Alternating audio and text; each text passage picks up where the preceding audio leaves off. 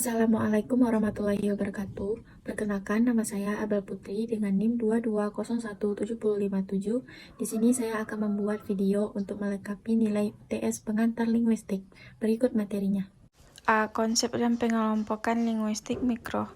Mikrolinguistik adalah bidang linguistik yang mempelajari bahasa dalam arti sempit, artinya bahasa dalam kedudukannya sebagai fenomena alam yang berdiri sendiri.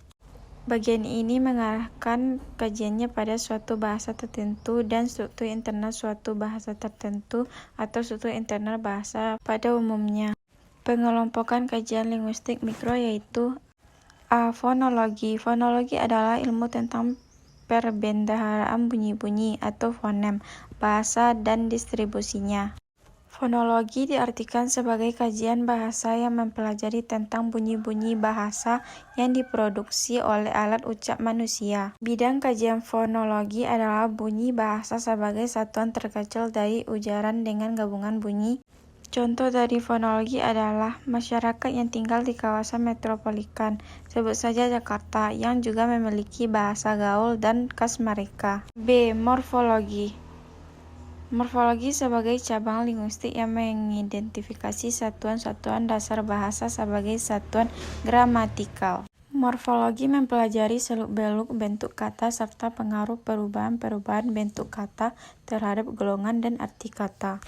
Dalam ilmu morfologi terdapat morfem, yaitu bagian terkecil dari sebuah kata. Contoh dari morfologi adalah kata marah-marah.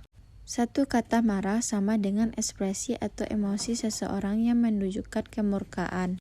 Sedangkan dua kata marah dapat menandakan terlalu sering marah. C. Semantik. Semantik adalah cabang linguistik yang mempelajari arti atau makna yang terkandung pada suatu bahasa, kode, atau model lainnya, baik bersifat leksikal, gramatikal, ataupun kontekstual. Semantik biasanya dikaitkan dengan dua aspek lain, yaitu sintaksis, pembentukan simbol kompleks dari simbol yang lebih sederhana, serta pragmatika, penggunaan praktik simbol oleh komunitas pada konteks tertentu. Contoh dari semantik adalah kata menciptakan. Dapat berarti membangun, membuat, mendirikan, mengarang, atau membayangkan. D. Sintaksis. Sintaksis adalah cabang linguistik yang membicarakan kata dalam hubungannya dengan kata lain, atau unsur-unsur lain sebagai suatu satuan ujaran. Dalam sintaksis, yang biasanya dibicarakan adalah struktur sintaksis, mencangkup masalah fungsi, kategori, peran sintaksis. Satuan sintaksis berupa kata, frase, kalimat, dan wacana. Contoh dari sintaksis adalah adik mengerjakan tugasnya di kamar. Adik merupakan subjek, mengerjakan merupakan predikat, tugasnya adalah objek, dan di kamar adalah keterangan tempat. B. Konsep dan ruang lingkup kajian sintaksis. Sintaksis adalah ilmu yang mengenai prinsip dan peraturan untuk membuat kalimat dalam satuan alami. Sintaksis juga menyelidiki satuan-satuan kata dan satuan-satuan lain di atas kata, hubungan satu dengan lainnya, dan cara penyesuaiannya. Ruang lingkup kajian sintaksis. 1. Kata. Kata dapat dikelompokkan menurut kategorinya, yaitu nomina, verba, objektif, adverbial, numeralial, preposisi, konjusi, dan pronomina. Dalam konteks sintaksis, verba, nomina, dan objektif adalah kategori utama, sedangkan yang lain adalah kategori tambahan. Frasa. Jenis frasa berdasarkan kategori kata yang menjadi unsur pusat atau penandaannya. 1. Frasa nominal. Frasa nominal adalah frasa yang unsur pusatnya berupa nominal dan dapat digunakan sebagai pengganti kata benda dalam suatu kalimat. Contoh, sekolah kami, gelas itu, baju kotor, dan jam dinding.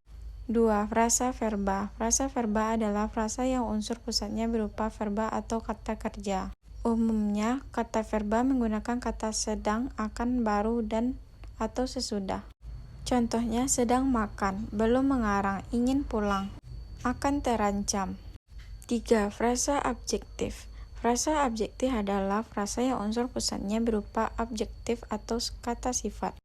Contohnya, sakit sekali, paling manja, amat berbahaya, begitu panas. 4. Frasa adverbia. adalah frasa yang unsur pusatnya berupa kata keterangan. Contohnya, kemarin siang, bulan lalu, akhir minggu, tadi malam. 5. Frasa numeralia adalah frasa yang unsur pusatnya berupa kata bilangan. Contoh 10 lusin, 1 saja, hampir 10. 6. Frasa pronominal adalah unsur pusatnya berupa kata ganti seperti mereka semua, engkau saja, saya sendiri, kami ini. 7. Frasa proposisional adalah frasa yang diawali dengan preposisi atau kata depan sebagai penanda.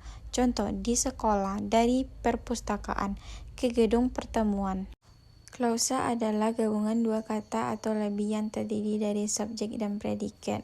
Berdasarkan strukturnya, klausa terbagi menjadi 2. 1. Bebas merupakan klausa yang unsurnya lengkap, yaitu mengandung subjek dan predikat. Contohnya, nenek menyapu, Roni bermain. 2. Klausa terikat adalah suatu klausa yang tidak bisa menjadi kalimat karena tidak mengandung subjek dan predikat. Contohnya, Wendy datang tadi pagi, Nita datang ke rumah. Klausa berdasarkan fungsinya. 1. Klausa subjek adalah sebagai subjek di dalam tatanan kalimat dasar. Contohnya, ibu menangis ketika tahu Roni mendapatkan nilai rapor yang jelek. 2. Klausa objek adalah klausa yang berfungsi menjadi objek di dalam suatu kalimat. Contohnya, ibu membeli makanan kesukaan adik. Merupakan subjek langsung. Ayah mendatangkan guru ke les untuk kakak yang sedang ujian. Objek tidak langsung. Klausa pelengkap adalah yang berfungsi melengkapi kalimat di mana letaknya bersebelahan dengan objek atau predikat. Contoh, Tika menjadi murid terpintar di kelas itu. Klausa keterangan adalah keterangan yang menjelaskan suatu kalimat. Contoh, mereka sedang belajar di sekolah dengan Ibu Suri sebagai pembimbingnya.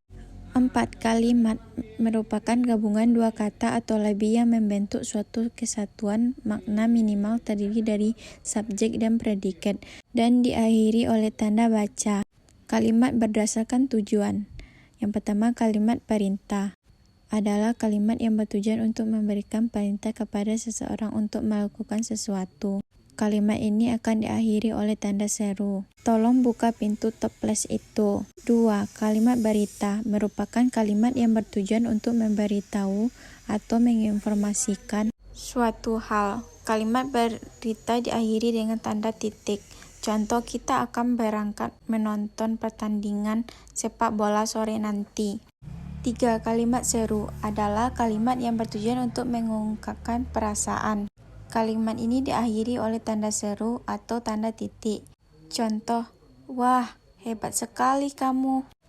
4. Kalimat tanya adalah kalimat yang bertujuan untuk mengungkapkan pertanyaan terhadap suatu hal. Contoh, berapa berat mobil itu?